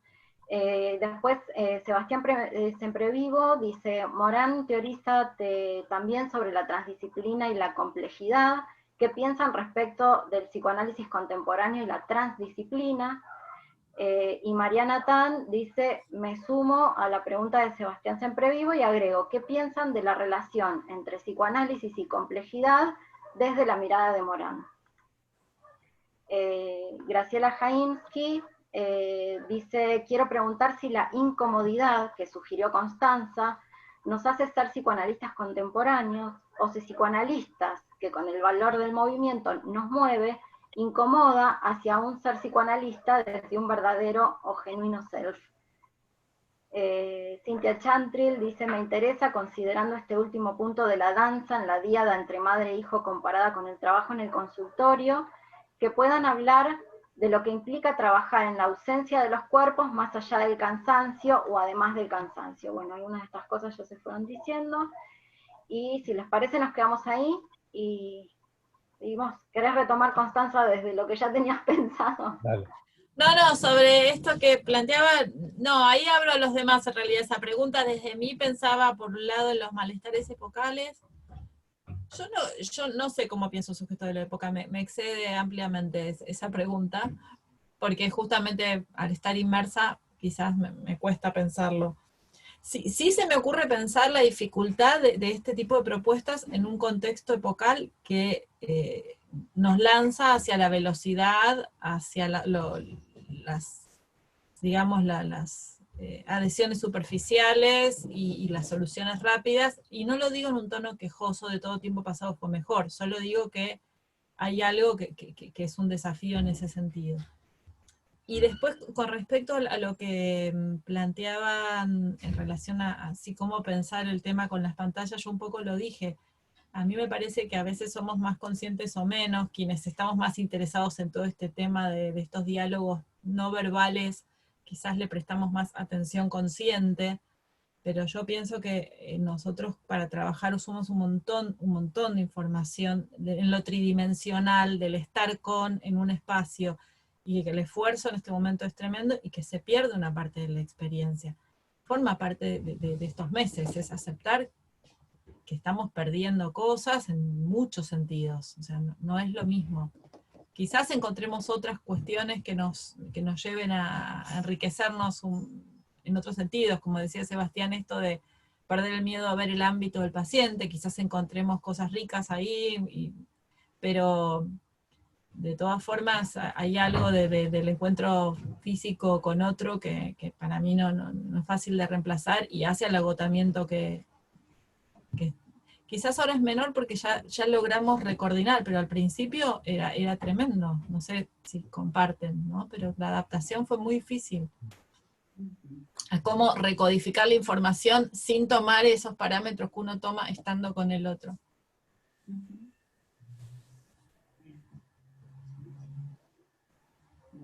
Chicas, ¿alguna? ¿Necesitan que lea de vuelta alguna de las cosas? ¿O quieren, Mario, vos querías hacer? Estoy comentando algunas cosas. Me escucho un poco la insistencia que empieza con Sebastián, y Sebastián siempre vivo, y sigue con otros que preguntan acerca de los conceptos de la complejidad y los conceptos de moral. Nosotros hicimos una revisión, pero bueno, vamos a hacerle propaganda a la institución, Congreso 2014, donde hablamos de la cuestión de la complejidad, o sea, hace rato que los psicoanalistas venimos pensando algunas cuestiones de la complejidad, y por ahí, no me acuerdo quién dijo recién también que en realidad Freud era en ese punto adherente, si queremos, al pensamiento complejo, que no había estado definido como tal, pero si vamos a pensar cuestiones como transdisciplina, recursividad, casi todas esas cosas están con otro nombre, obviamente, en el pensamiento freudiano. Varios de esos conceptos aparecen como tal en el pensamiento freudiano. Los invito, a mí particularmente, que me gusta el tema del tiempo, los invito a pensar la cuestión de la recursividad y el Nachträglich, como dos conceptos que a mi gusto tienen mucho que ver, ¿no? Eso por un lado. La transdisciplina, sí, obviamente es un tema que Morán trae, y es muy interesante, me parece a mí, diferenciarla de la interdisciplina, cosa que me enseñó Valeria, yo no sabía, pero creo que el trabajo que estamos tratando de hacer es en acto un trabajo transdisciplinario, por lo menos el que tratamos de presentar. Por eso partimos de cuestiones de la filosofía, vamos al psicoanálisis, volvemos, estamos tratando de incluir algunas cuestiones, sin omitir la cuestión de la clínica, y algo de lo que por ahí se ha hablado menos, que es de la definición de cada uno como analista, y las variables que cada uno va incluyendo para armar su estilo personal. Apareció en el trabajo, pero bueno, digamos, y ahí en el armado del estilo personal me parece que también es súper importante tener en cuenta la forma en la que cada uno va incluyendo el contexto. El sujeto de la actualidad, imagínense que si Constanza, que es Gardel, no tiene opinión formada, ¿no? Más o menos, ¿qué podemos decir de eso? No, pero me parece que lo que sí está bueno para poder pensarlo es que hay, digamos, que tenemos algunas conceptualizaciones, como todas las conceptualizaciones de condiciones de producción de subjetividad y qué sé yo, que nos pueden ayudar a pensar el sujeto contemporáneo, y como creo que planteaba Gustavo al principio, obviamente, si lo contemporáneo no reside, reside justamente en la posibilidad de tomar distancia, Freud escribió hace un siglo, bueno, hay algo de la producción de todos los días que tiene que ver con el pensar contemporáneo, con el tomar distancia. Y con las condiciones de producción de subjetividad que van cambiando, digamos. A mí me parece que la posibilidad de incluir diferentes variables, que algo de esto decíamos en el trabajo, incluir diferentes variables más de la época, hace al trabajo que cada uno de nosotros puede ir haciendo, ¿no? Y yo creo que casi todos tratamos cada uno a nuestra manera de hacernos y de no quedarnos con unas modalidades que son por ahí antiguas, ¿no? O como alguien dijo alguna vez, hay quien pudiera ser etnógrafo de su época, ¿no es cierto? es difícil estar acá, pero justamente la posición contemporánea tiene que ver con esta búsqueda incómoda, para tomar lo que decían los de la incomodidad, de cierta distancia, ¿no? Un ir y venir, algo del obstáculo, ¿no? de la incomodidad del analista, por lo menos el que se lo quiere tomar en serio, el que responde a una determinada manera de entender de qué se trata nuestro trabajo, lo va a tener en cuenta. Después veremos qué es lo que cada uno de nosotros puede hacer con las condiciones de la subjetividad de la época, con la posibilidad de tomar distancia y todo eso, ¿sí? Yo tengo una pregunta a alguien que pregunta, o a lo mejor ustedes conocen. Yo desconozco lo que es el paradigma de sospecha y el paradigma de confianza. Si saben qué es, buenísimo. Si no, le pido a Miguel Maldonado que explique a qué se refiere con eso. Así puedo responderle, porque me pregunta a mí algo, o se refiere a lo de los bebés. Agua. Viene de lejos la pregunta, si la hizo Sí. Miguel Maldonado. De PNL. Sí, sí. Y me parece interesante, me da curiosidad entender de qué está hablando, por eso si quiere. Bueno.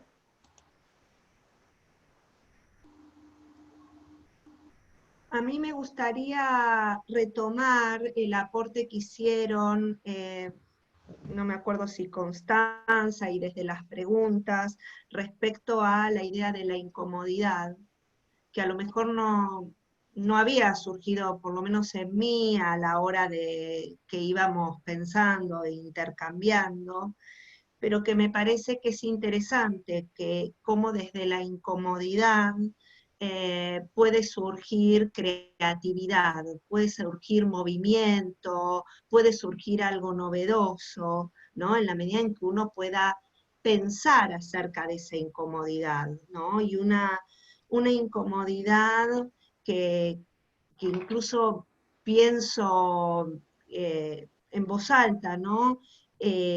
Una incomodidad a veces con el propio marco teórico, con algunas teorías a las cuales capaz uno en algún momento se agarró más fuertemente y empiezan a generar incomodidad en la práctica. Ay, se me cortó. No, estás ahí, No, Lau. te estamos escuchando. Ah, sí, porque no veo más la imagen, ¿eh? ¿Me escuchan? Sí, Sí. dale. Ah, bueno, sigo entonces. Entonces pensaba en esa incomodidad, decía, de que a veces uno tiene, bueno, de teorías a las cuales uno se ha aferrado en algunos momentos más fuertemente y que empiezan a hacer un poco de ruido, a hacernos sentir incómodos en la práctica o incomodidades con los distintos tipos de realidad, ¿no? Que pueden pasar desde esta realidad objetiva exterior que se nos impone actualmente con tener que usar más la pantalla y la distancia, y qué ir haciendo con esto, y cuán cómodo o incómodo se va sintiendo uno como profesional a la hora de trabajar y de encontrarse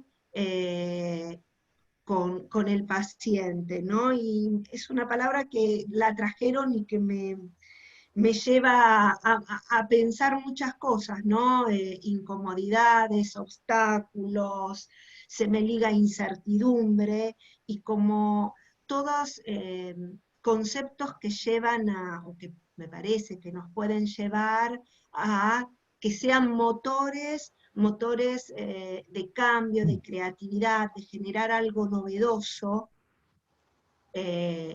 y incorporar nuevos elementos. Y me parece que ahí, cuando uno puede incorporar algo novedoso, puede incorporar nuevos elementos, ya sean de recursos técnicos, ya sea de conceptos, ya sea de aportes de otras disciplinas, me parece que desde ahí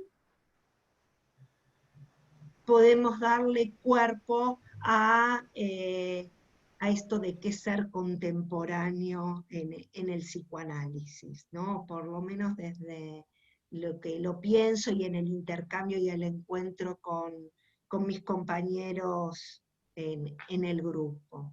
Bien, no veo nada, ¿sí? Bueno, Se me fue Cosita, todo lo que es la imagen de la computadora. Le doy la palabra a quien quiera seguir. una cosita, una moción de orden, por favor, a la mesa. Ante esta pregunta de Constanza, hay un pedido de Miguel de acceder con el micrófono. Si les parece, hacemos una excepción para que él pueda hablar de esto. Esperen que lo tengo que buscar. Miguel, te voy a pedir que Bueno, vos... sí. si no, mientras yo puedo agregar una cosita. Ya para que le estoy pidiendo a Miguel que reactive el audio. Mientras le contesto a Graciela que toma, nos aclara algo sobre su pregunta de incomodidad. Sí, Les cuento cuando que gusten. la coordinadora de la mesa se le cortó internet para hablar Por eso tomo la palabra yo por mí misma. Ahí está llegando Valeria de vuelta. En todo caso, lo que se puede, con respecto a lo que plantea Graciela, yo creo que es interesante este concepto o lo que propone Tronic en cuanto a que todo el tiempo hay efectos de incomodidad y reacomodamiento y reorganización dentro de este sistema. No sé, Graciela habla un poco de lo que trabajan las psicomotricistas, como lo cómodo, lo incómodo. No sé si se puede equiparar con eso, pero sí lo que es interesante, y para nosotros fue un impacto cuando empezamos a trabajar, ya hace bastante este impacto, digamos, es que en el psicoanálisis solemos tener una mirada muy idealizada de cómo funciona esto, donde siempre la madre se acomoda perfectamente y si no es un problema.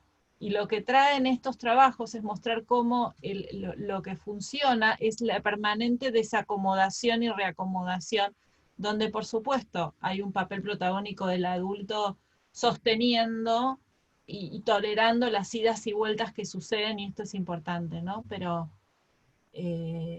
nada, esa es la diferencia en relación quizás a un paradigma anterior o que cuestiona ciertas ideas de cómo funciona.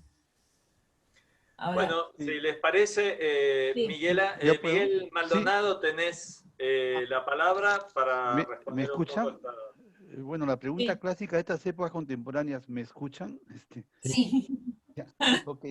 Bueno, yo estaba planteando esto de la danza madre recién nacido, madre bebé, a partir de unos planteamientos de Jessica Orange, es una psicoanalista, que ella dice que en la época, en el momento de Freud, en la época contemporánea de Freud, llegaban determinados tipos de pacientes como los histéricos, como los obsesivos, que habían cosas que ellos no conocían y que había que interpretar, y de ahí viene una hermenéutica de la sospecha. Hay que dudar lo que dice el paciente. Algo está diciendo el paciente que él no se da cuenta que está diciendo, y eso empujaba en la línea de interpretar. Ahora que pensamos las cosas, por ejemplo, desde la danza madre o recién nacida y su entorno afectivo, porque no necesariamente es la madre, y que a partir de ahí se desarrollan determinadas teorías, por ejemplo en el psicoanálisis relacional, encontramos otro tipo de patología en el consultorio. No encontramos pacientes que necesitan que interpreten qué es lo que ellos quieren decir, sino necesitamos pacientes que necesiten un entorno de confianza, que validen afectos, que validen sentimientos.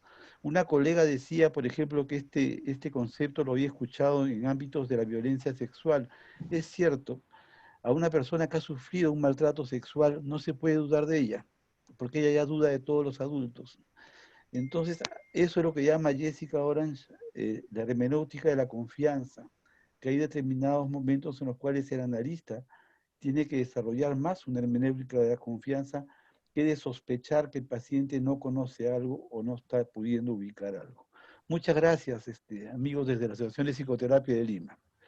Bueno. Sí. A ¿Querés ver, decir algo, Seba? yo digo algo, Sí.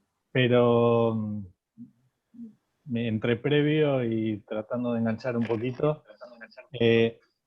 Y un poco el tema de la transdisciplina, la interdisciplina. Nosotros en algún momento hablamos de la práctica, ¿no? Además de la clínica. Y yo Y yo creo que en eso tratamos de incluir todo lo que son otras cuestiones donde el psicoanálisis está fuera del uno a uno del consultorio, o de por lo menos del consultorio particular. Lo que es también el trabajo en instituciones, el trabajo en clínicas, en grupos, en colegios, ¿no? Todo esto que traíamos, y también lo que son los psicoanalistas trabajando en instituciones, haciendo no sé, otras luchas, otras funciones. No, en realidad estaba pensando esto el foro de salud mental, la PIABA, el foro de infancia, toda una serie de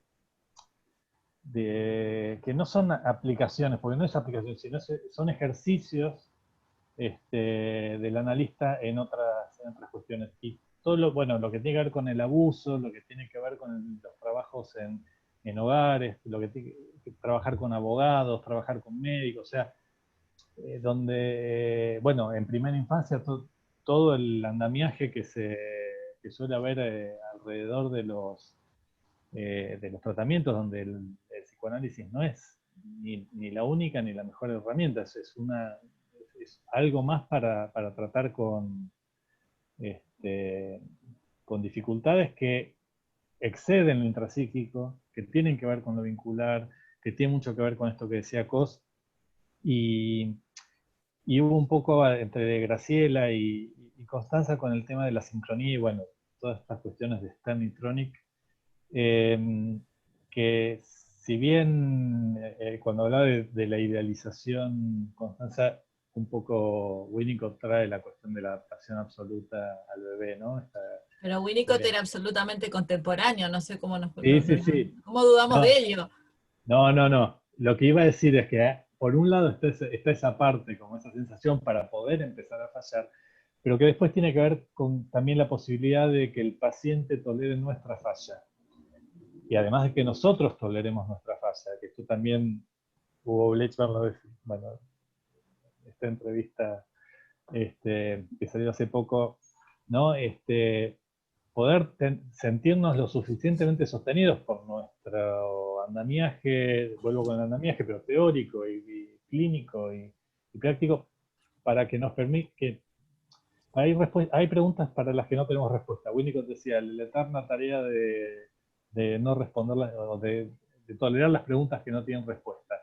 Y hay cosas ahí donde, bueno, tenemos que salir a preguntarle a los demás. Y tenemos que trabajar con los demás. Y en ese sentido también, que si nosotros toleramos la falla, los pacientes o los bebés pueden tolerar la falla, está esta cuestión del reacomodamiento o de la posibilidad, no lo digo en un sentido kleiniano, pero de la reparación posterior. Esto que decía Cos, que no es esa sincronía perfecta, sino la capacidad que haya para complementar algo de lo que ha pasado, ¿no? O sea, ni la interpretación perfecta, ni entender completamente, ni de entrada a un paciente, sino poder ir construyendo eso. Hay más, me parece que hay otras preguntas, ¿no es cierto? Vale. Estamos un poco en hora, pero un segundito. Sí, dale, Constanza. Sí, no, claro. Yo quiero responder a lo de Miguel, tratando de ser breve, porque me disparó varias cosas al mismo tiempo. Y lo diría de la siguiente manera. Por un lado, en estos dos aspectos que plantea esta analista, que no conocía, está bueno saber,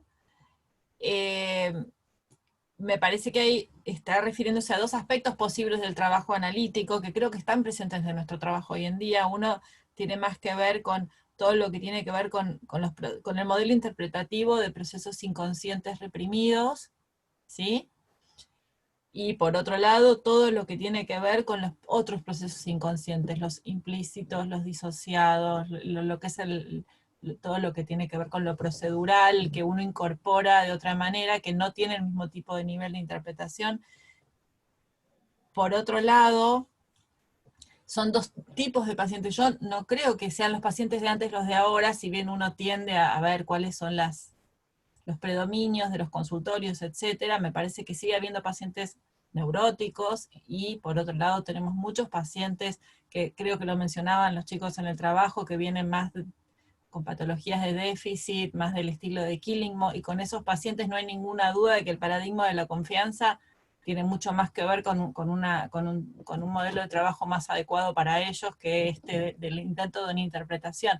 Pero lo que yo sí resaltaría, más allá de todo eso, es esta idea, y volviendo al tema madre-bebé, de la co-construcción.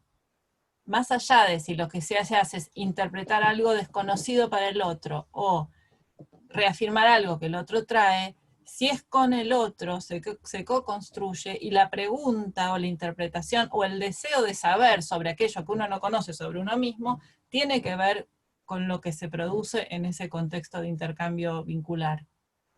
¿Se entiende? Entonces, no sé si sería tan dicotómica un modelo o el otro, me parece que tenemos esos dos modelos trabajando con nosotros, y los dos son importantes. No, y recuerdo lo que dijo Janine el otro día, justamente, en SAP, hablando de cómo se trabaja más con preguntas que cada vez más con más preguntas que con certezas en el trabajo con los pacientes. Y cuando se hablaba de certeza se refería a las interpretaciones que se le da al analista al paciente, ¿no? Como del saber sabido desde el analista. Bueno, ahora sí, retomando, porque estamos ya más o menos llegando a la hora, pero me parece que sí quedaron dos cosas que son preguntas que, si quieren encararlas bien, pero me parece que nos van a quedar abiertas. Una es lo que dice Mónica Fabeluca, es que dice, ¿cómo trabajan con las dificultades de la búsqueda de la coherencia interna y externa de los conceptos? ¿Cuándo hay posibilidad de diálogo interteórico? Y Carmen Varela dice, hay algo que sobrevuela lo nuevo, que es el tema de la posibilidad de la muerte en la actualidad, ¿no? Me parece como que bueno, que son dos cuestiones para que abren más a que sigamos pensando, pero bueno, si alguien quiere decir algunas cosas más sobre estas cosas en particular o en general, así ya vamos cerrando. Y habrán visto que yo en el medio me fui porque se me cortó internet, volví, hay equipo, así que les quiero agradecer a mis compañeros, a Norberto, que estuvieron ahí salvando las papas. Bueno, yo voy a tratar si bien no quiero, vengo acaparando, pero no, bueno, quiero cortitas, dos cositas. Una,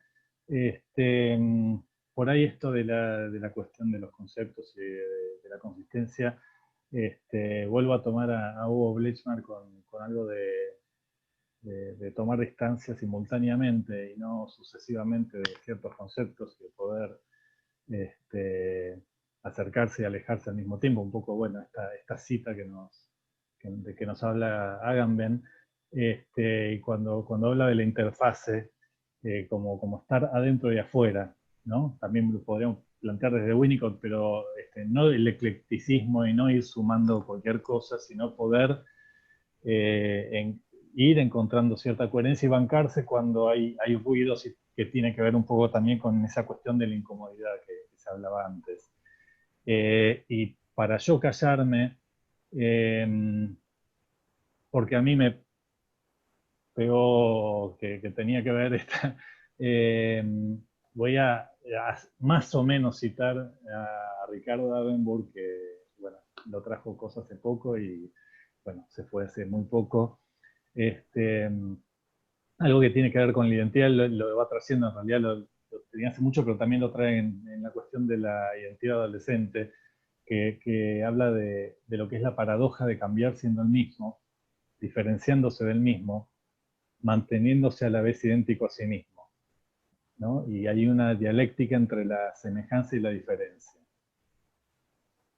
Y me callé. Lindo para terminar. Sí.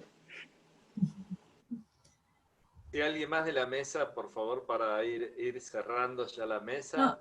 No, acá, ya que estamos, alguien habla, no sé, dicen que tiene que ver, porque parece que siguiera con que tiene que ver con la clase social, etnia y el género también relacionado a el paciente.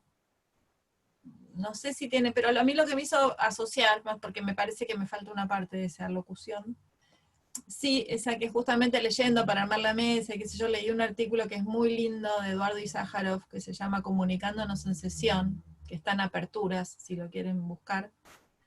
Y él, después de todo un trabajo, bastante de toda su exposición, explica que pide que prestemos atención, que se preste atención a que en ningún momento dijo paciente, sino persona.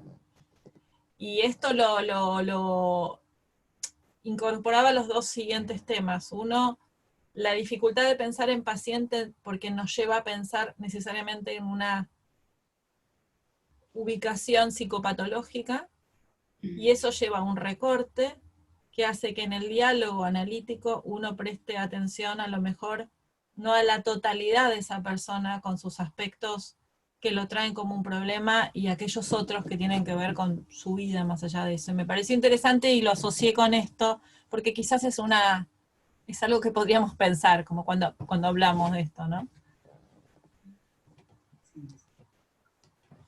¿Estamos? Bueno, entonces sí, vamos cerrando la actividad. Muchas gracias, Constanza, por todo. Fue re lindo ponerme a pensar, así que les agradezco a ustedes la invitación.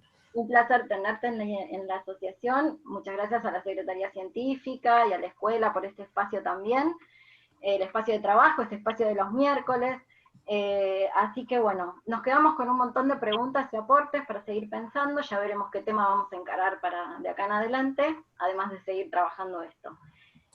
Así que bueno, muchas gracias a todos y los esperamos la semana que viene. Norberto, te paso la posta. Bueno, en principio lo que vamos a hacer ahora es desilenciar al público para que podamos aplaudir una mesa tan interesante, que han quedado muchísimas preguntas y nuevas producciones.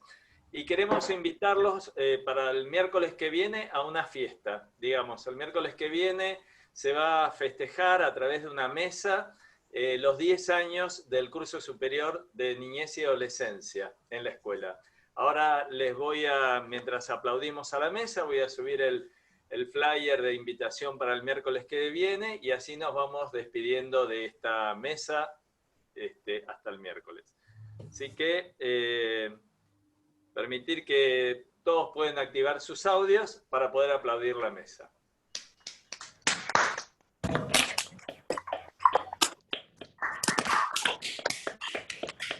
Gracias a todos. Gracias, Miguel. Gracias, Norberto. Gracias, Mónica. Nos vemos. Nos vemos. Muchas gracias. Constanza, gracias. Me gustaría comunicarme con usted. A través de Norberto lo hacemos. Bueno, sí, te mando el contacto de Constanza. Sí, para poner el contacto con lo de Jessica Orange. ¿Ya? Gracias. Bueno, hasta luego. Hasta luego. Bueno, ya está. ¿Quiénes estamos acá? ¿Dónde está? Estamos cerrando la mesa, así que No, falta gente que todavía sabe. se está grabando. Estamos despidiendo. Sí. Así que, pero bueno, la verdad que es muy bueno. Se armaron cosas nuevas, ¿no? Se hablaron de cosas nuevas, autores nuevos, conceptos nuevos. Creo que era un poco lo que nosotros queríamos, mover el avispero. Voy a detener la grabación, si se quieren quedar no hay ningún problema. Dale. Hasta el miércoles que viene. Ahí. Claro.